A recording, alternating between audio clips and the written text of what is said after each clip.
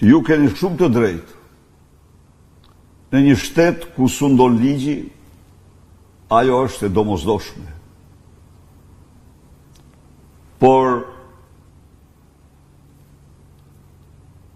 në qoftë se kujtohet,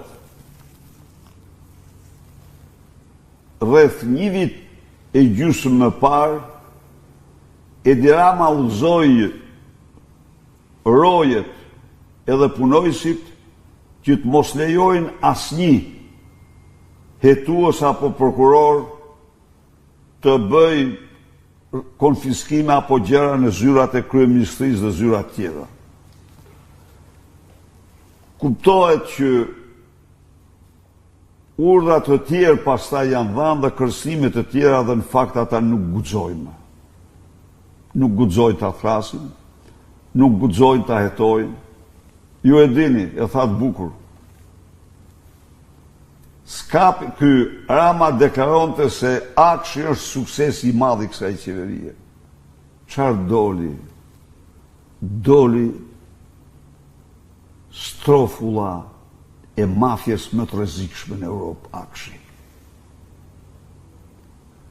Edi Rama u paraqiti shqiptarëve koncesionet në shtetësi si përmirësim në jashtëzakonshëm të cilësisë shërbimeve, shpëtimin e tyre. Ata janë vjedhjet më të mëdha në këtë fushë në historinë e një vendi.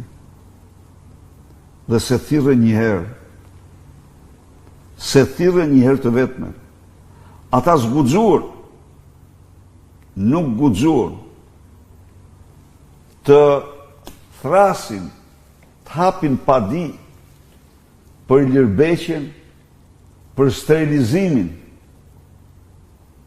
Ndonë se dokumentat shtetërore provonin se çmimi pas nga koncesionari në vend që të ulej siç e kërkon ligji, u rrit 83 herë për njësi.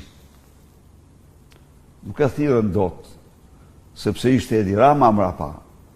Kujtohet kur vraponte nga një studio në studio tjetër me gërshan, me bish të thyrë dhe me pincat në rishkura. Thoshe, ja me se operohet në Shqipëri, tani do vjedhun. Me një fjalë, nuk kanë të fund, nuk kanë të përshkruar krimet dhe vjedhjet e tyre. Por, kanë buroj të plot spakun dhe drejtësi, dhe organ drejtësisë. Ju e pat, gjykata e liroi dje. Ilirbeqe, bile, po të garantoj që pas një javë, 2 javë, Edi Rama do t'i dorëzoj ati certifikatën e mirënjohjes, si që bëri me Jurges Çyrbin, si që bëri me Bardhyl Agasin. Pra, ky është